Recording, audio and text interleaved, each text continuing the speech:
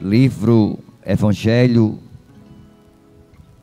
do Senhor Jesus Cristo, conforme escrevera o Dr. Lucas, no capítulo de número 7, e o versículo de número 12, versículo de número 13.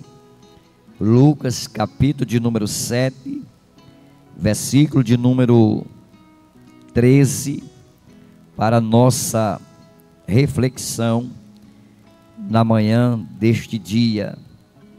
Acabamos de ouvir uma bela mensagem pelo nosso presbítero Benedito, e com certeza Deus falou ao coração de cada um dos irmãos e vai continuar falando, porque diz a Bíblia que quem é de Deus ouve a palavra de Deus. Você está na hora certa, no momento certo e no lugar certo. Você está ouvindo o melhor de Deus para a sua vida. Tenho certeza que a cada manhã, de segunda a quinta-feira, você tem ouvido o melhor de Deus. A Bíblia, ela nos deixa bem claro que a palavra de Deus, ela é apta para discernir os pensamentos e as intenções do coração. E não existe coisa melhor do que nós se levantarmos pela manhã e ter uma programação como esta, que o foco maior é arregimentar almas para o reino de Deus. Tenho certeza que muitas almas têm sido alcançadas pelas mensagens, pelos louvores, e Deus assim, o nome dele tem sido glorificado, engrandecido, porque diz a Bíblia que uma vez que esta palavra ela é pregada, ela não voltará vazia, mas ela fará o que lhe apraz e prosperará naquilo a que foi enviada, a que foi designada. Eu tenho certeza que não será diferente. Quero chamar a tua atenção a um texto bíblico, Evangelho do Senhor Jesus Cristo, conforme escrevera Lucas, o médico amado, no capítulo de número 7, e apenas um versículo para nossa meditação. Escrito está a poderosa palavra de Deus.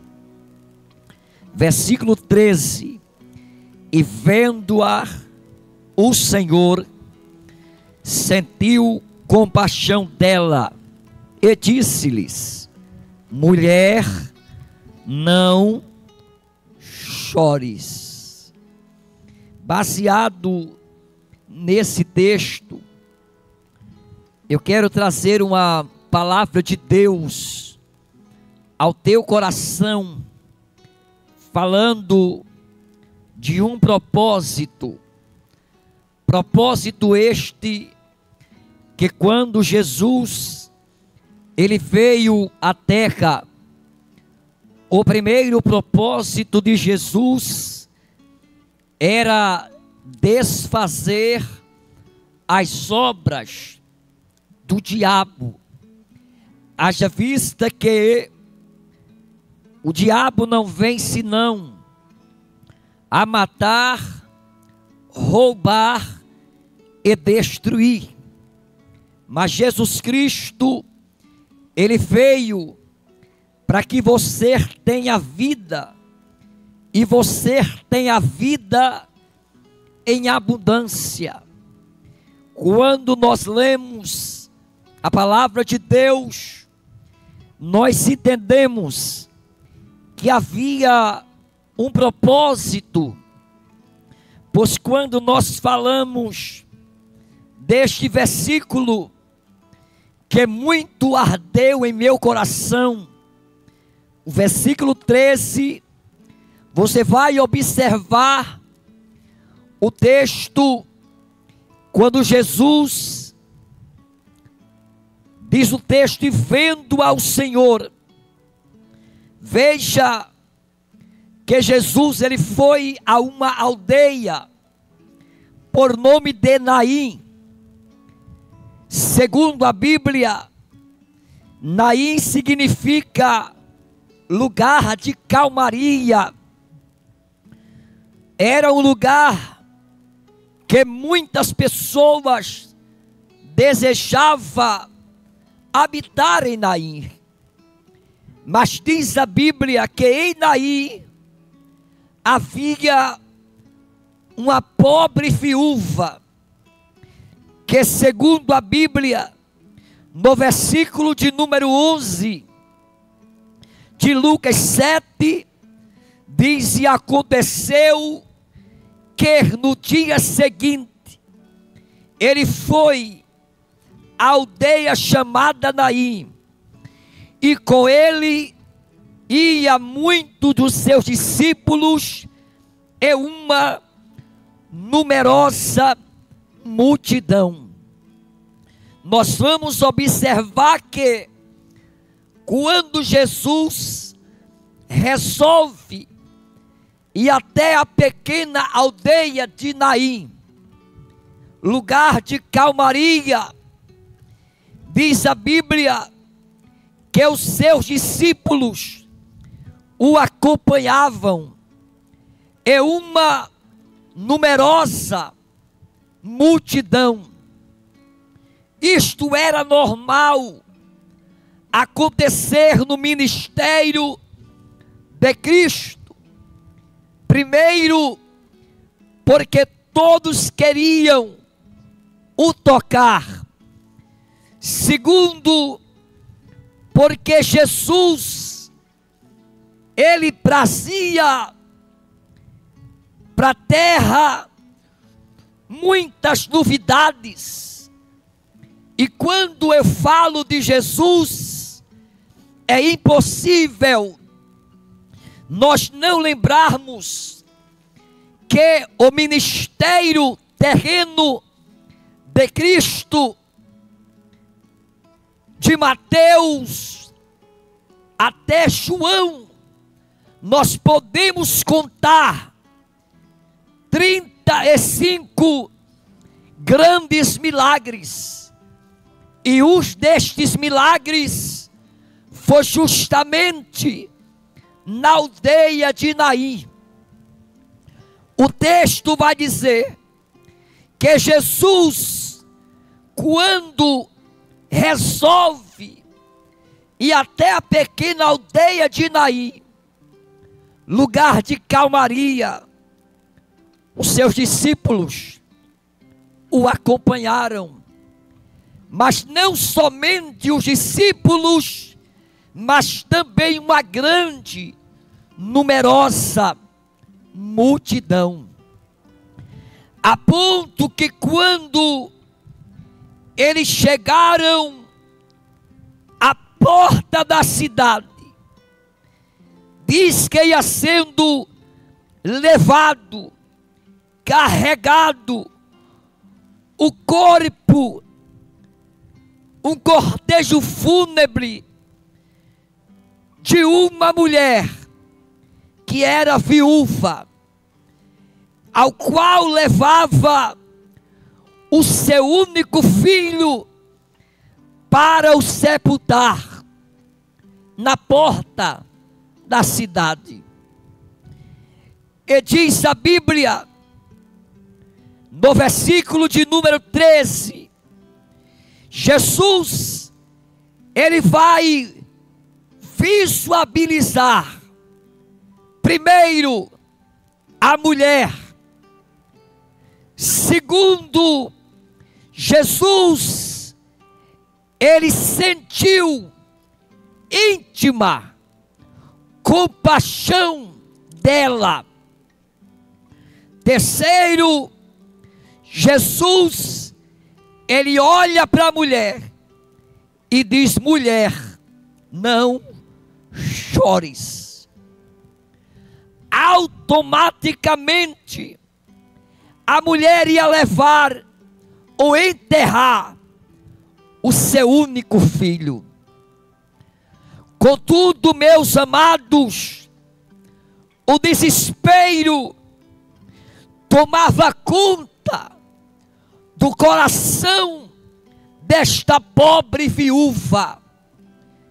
E não somente o desespero físico, mas o desespero emocional. E até mesmo a vida espiritual desta mulher não estava bem. Mas o texto nos informa que o Senhor olha para o meio da multidão e vai liberar uma palavra miraculosa, uma palavra de transformação, uma palavra de vida. Porque a Bíblia diz que o crer vem pelo ouvir, e o ouvir a palavra de Deus. E a Bíblia diz que Jesus, vendo-a, veja que Jesus, ele vai visualizar o problema, o desespero, tanto na horizontal quanto na vertical. E quando Jesus, ele olha para a mulher, ele vai liberar uma palavra de vida. Porque até o presente momento, quem imperava, quem dominava o psicológico daquela mulher, era o desespero, era a perca. E nós sabemos que toda perca, ela causa dor, sofrimento, deixa marcas para o resto da vida. Contudo, naquele momento, o texto nos diz que Jesus vai olhar para ela e vai dizer: mulher, não chores. Jesus se compadeceu. E o texto nos informa em Salmos 30 e o verso 5, quando o salmista nos traz uma palavra reveladora, inspiradora, ele vai nos informar dizendo: o choro pode até durar uma noite, mas a alegria vem ao amanhecer. E meus amados, parecia um paradoxo, porque a mulher ia entregar o seu único filho. Haja vista que naqueles dias, na cultura judaica, uma mulher que se tornasse uma mulher viúva, que perdesse o seu esposo, ela tendo um filho, aquele filho era responsável em ser na vida daquela mãe, daquela mulher, o mantenedor da casa. Ele tinha a responsabilidade de cuidar da sua mãe até o seu único dia de vida. Contudo, meu amado, a Bíblia diz que agora ela perdeu. Porque alguns estudiosos vão dizer que este menino, ele tinha aproximadamente de 16 para 17 anos. A esperança da mãe, a alegria da casa, o mantenedor futuramente para esta mulher. E o texto vai dizer que a morte vem. E assim como ceifou a vida do seu pai, ceifou também agora a vida daquele moço. E agora aquela mulher, ela vai fazer o mesmo percurso. Ela vai sepultar. E é muito interessante porque o texto vai nos informar que quando ela vai saindo, porque a cultura judaica dizia que ninguém poderia tocar em um defunto. Outra coisa importante, os cemitérios aonde enterravam esses corpos era fora da cidade, aproximadamente de 3 a 4 quilômetros daquela cidade, porque era algo imundo. E a cultura do país dizia que se alguém tocasse em algo imundo, impuro, se tornaria imundo e se tornaria impuro perante a lei. Contudo, meus amados, a providência de Deus chegou na porta daquela cidade, porque diz a Bíblia que vinha a multidão saindo, chorando, pranteando, desesperada, mas do outro lado vinha outra multidão, aonde estava Jesus, que é o autor da vida. Quando nós abrimos as Sagradas Escrituras,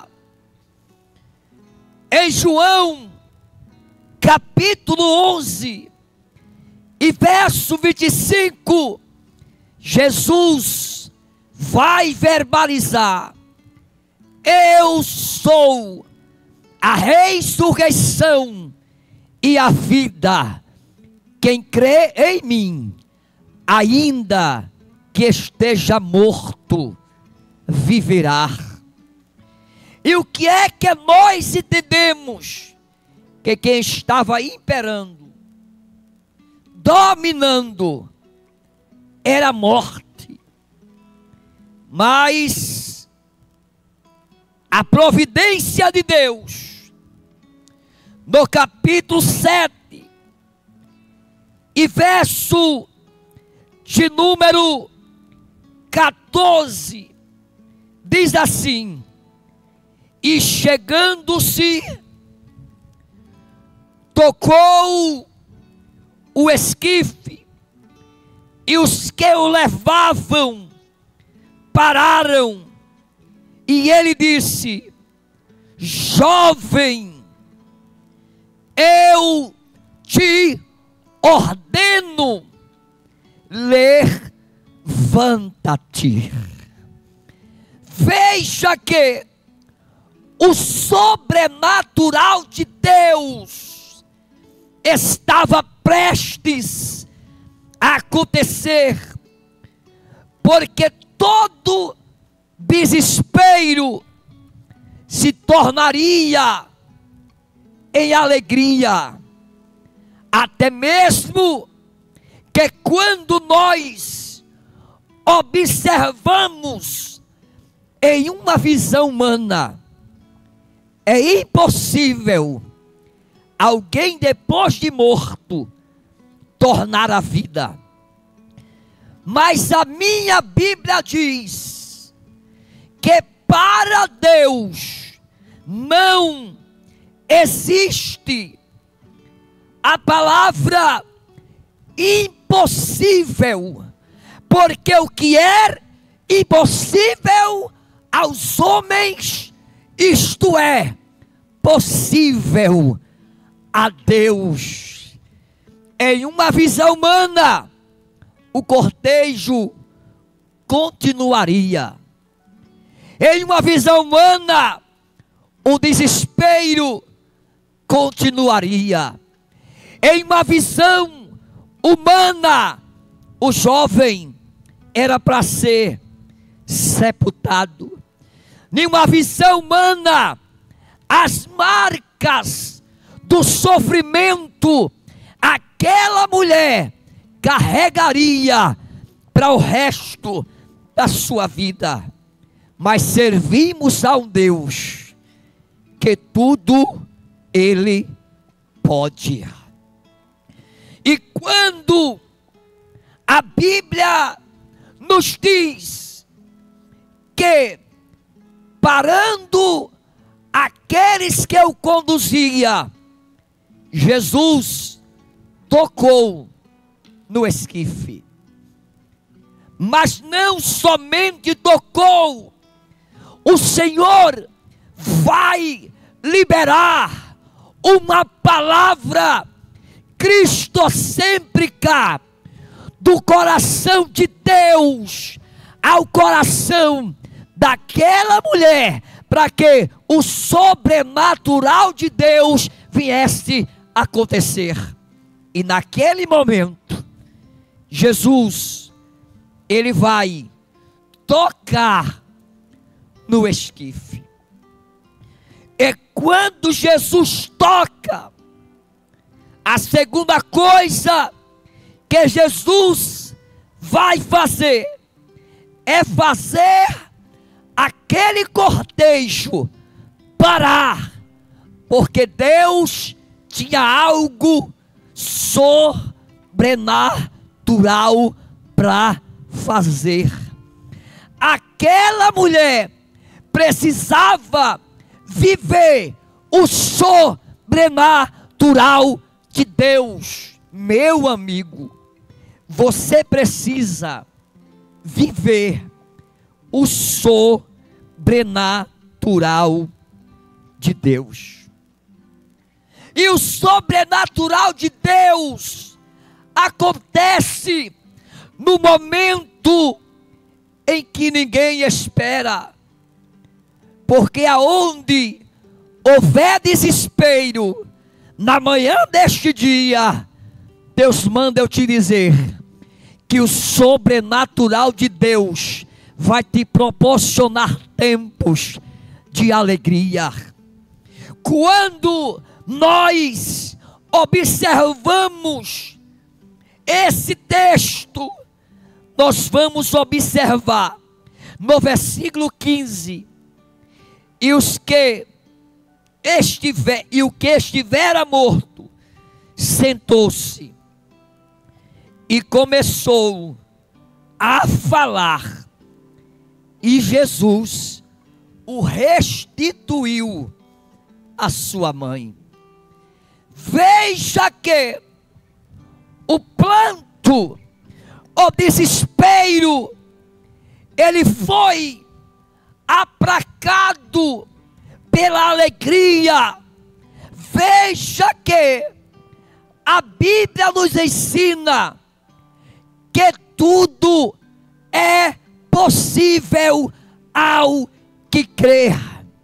Se você crer, como diz as Escrituras, rios de águas viva vai fluir do teu interior. E naquele momento que o jovem sentou-se, começou a falar, e Jesus o restituiu à sua mãe.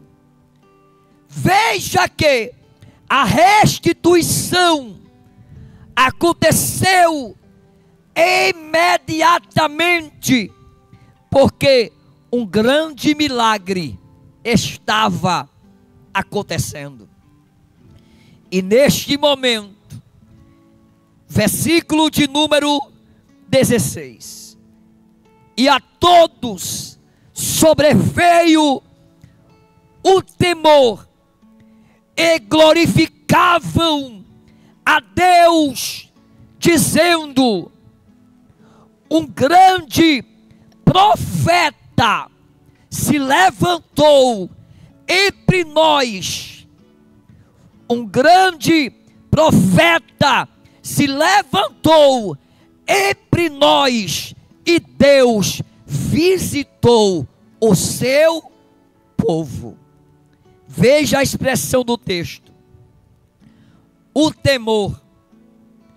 Esse temor aqui é um temor de reverência, não é um temor de medo, porque algo sobrenatural estava acontecendo, e este algo espiritual, ele foi projetado no mundo espiritual, e se materializou no mundo físico, a ponto que este temor é o reconhecimento daquela grande maravilha, daquele grande milagre que Jesus operara. Primeiro, eles glorificavam a Deus, porque toda honra e toda glória é para o nosso Deus. Segundo a Bíblia, Deus, em Isaías 42 e verso 8, ele vai dizer: a minha glória a outrem não a darei, e nem o meu louvor às imagens de escultura. Tudo que acontece no mundo físico, no mundo dos homens, é para a glória de Deus. Veja que eles glorificavam a Deus, e em gesto de reconhecimento, eles diziam: um grande profeta se levantou entre nós, e Deus visitou o seu povo. Veja que a visitação de Deus na pequena aldeia de Naim, ela proporcionou, primeiro, ela transformou o desespero em alegria.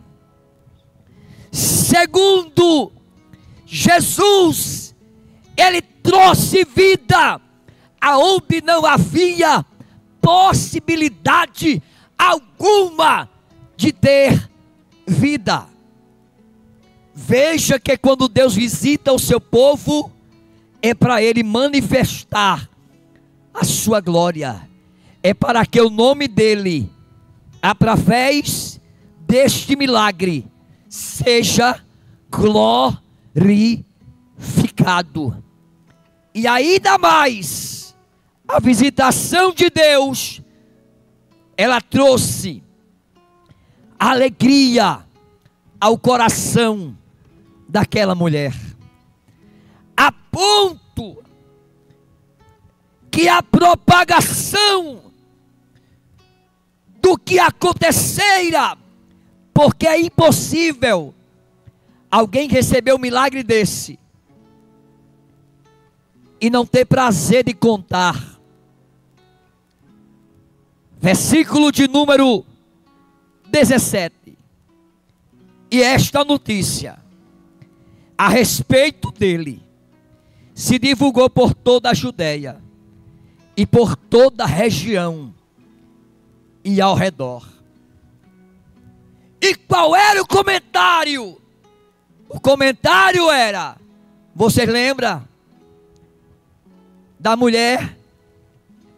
Enterrou seu filho, enterrou seu marido, e enterrar o seu filho, mas apareceu um homem lá na porta da cidade.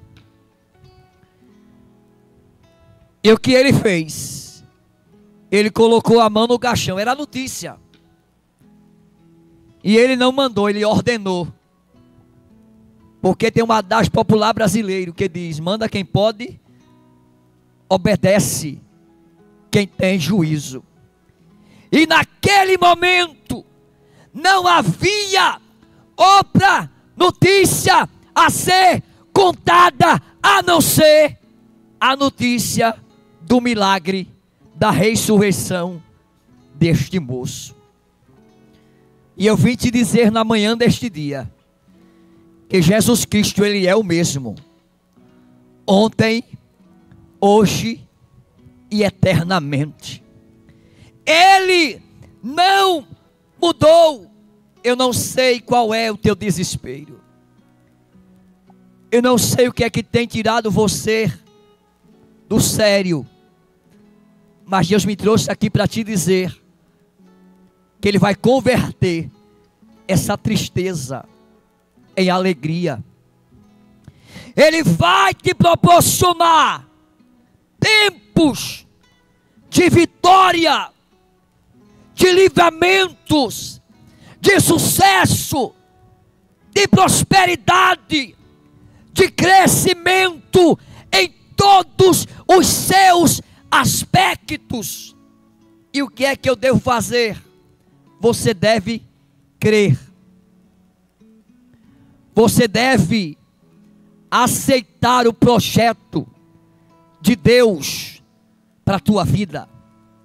Porque assim como o Senhor trouxe para esta mulher tempos de refrigério, Ele está trazendo um tempo de refrigério para a tua vida.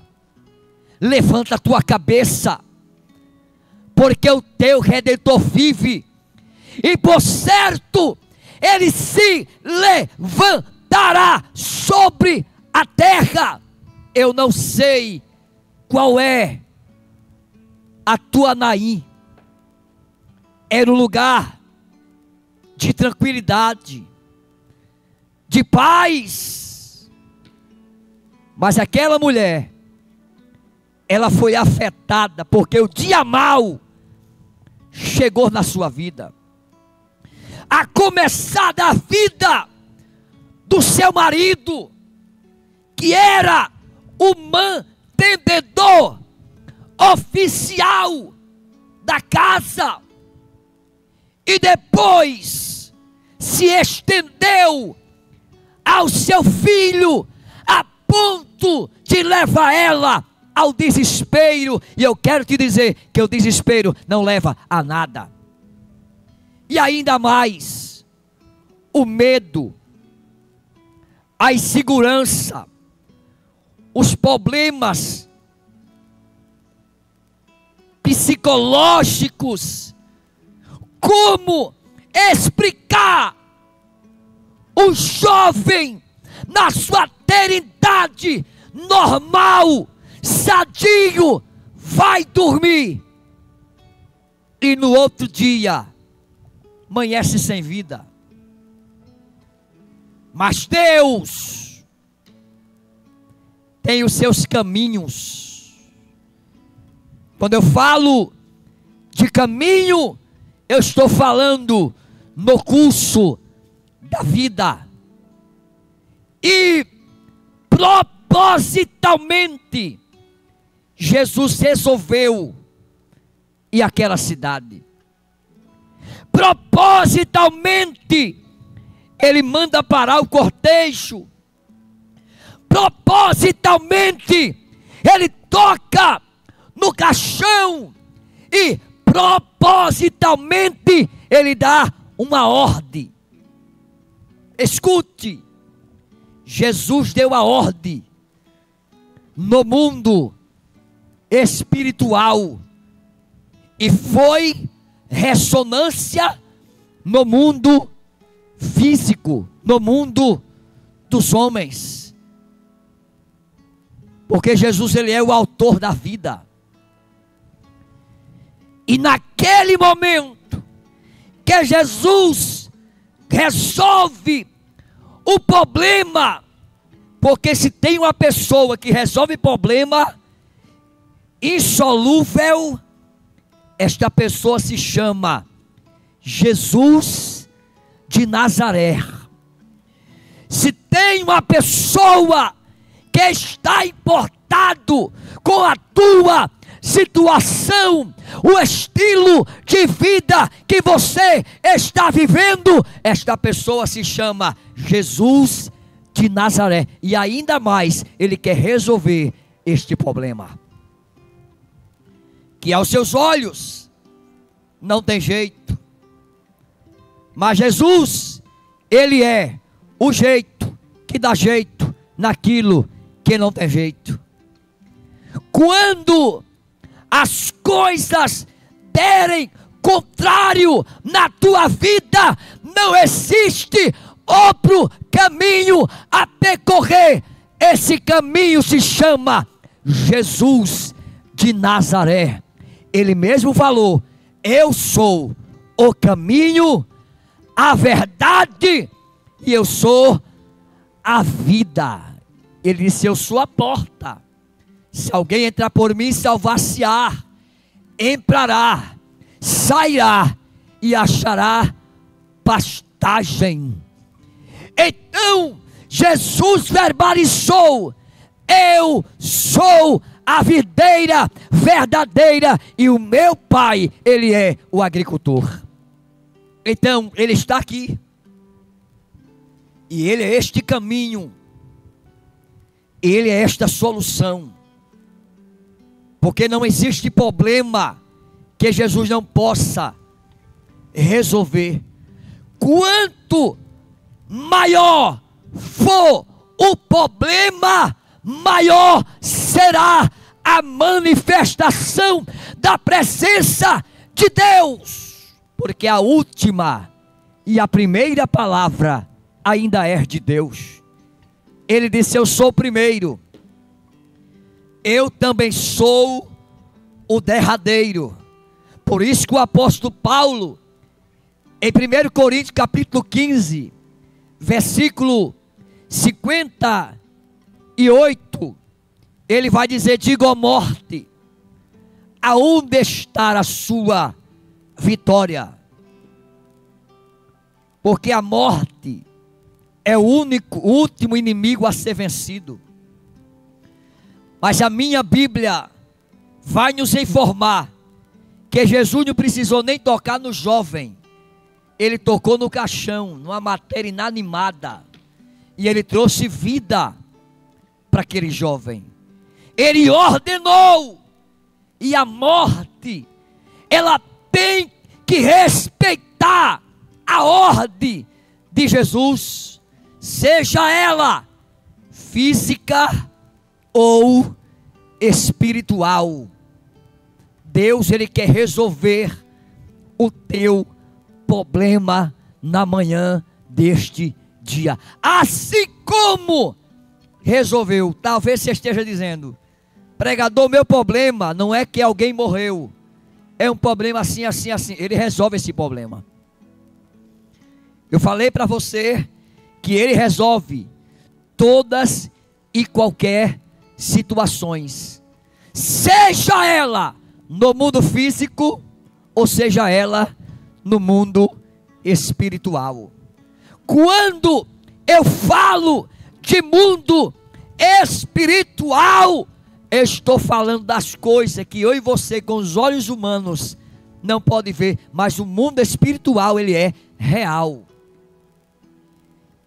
E neste momento você vai colocar aí: eu quero aceitar Jesus, porque só Ele pode resolver este problema.